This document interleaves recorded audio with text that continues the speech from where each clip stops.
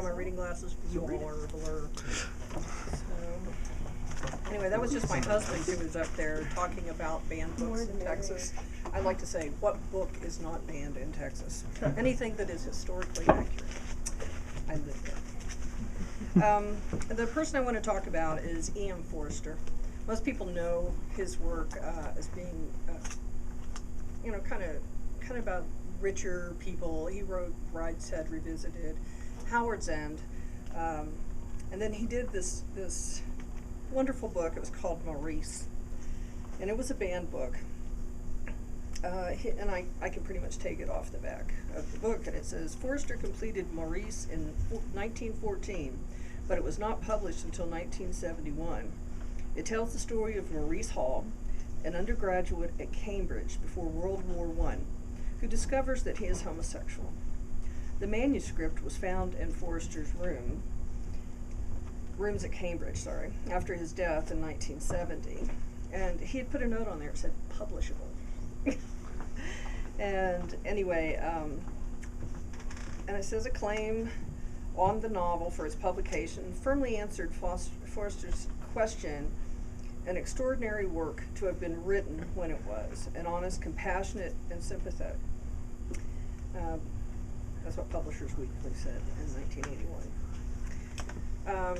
But it wasn't uncommon in upper class schools. He attended Cambridge and Oxford, for boys to form extremely close relationships, which today people would would recognize if they had a romantic relationship. That was typical amongst people. Same thing with women.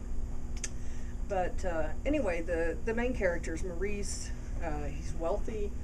He's from a very conservative family, very matriarchal family. And he has tried for his whole life to fit in, to be like everybody else. And he realized something was a little different about him when he first started at university, because there was another student that he was highly attracted to. And you know how we all have those moments where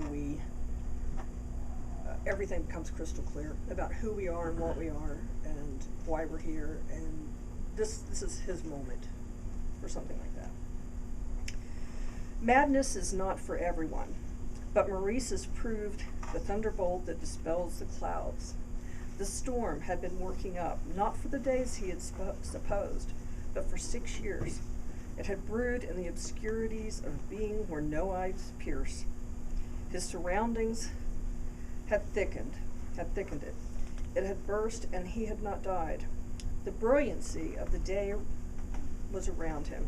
He stood upon the mountain range that overshadows youth, he saw.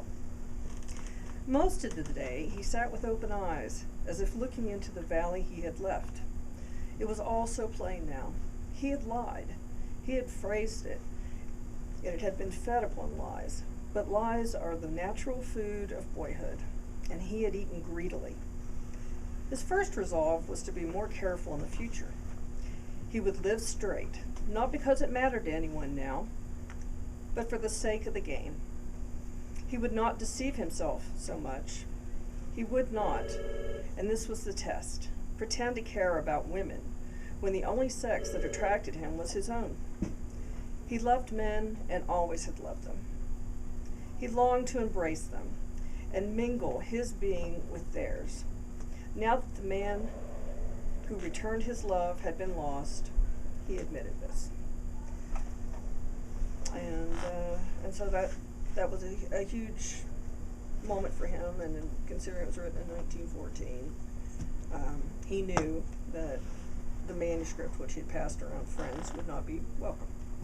So anyway, that was at that time a very groundbreaking thought. That's why the book was not released until so late. I recommend it highly. He did A Room with a View, Howard's End, and Maurice, are the pretty big ones. So anyway, that is my story.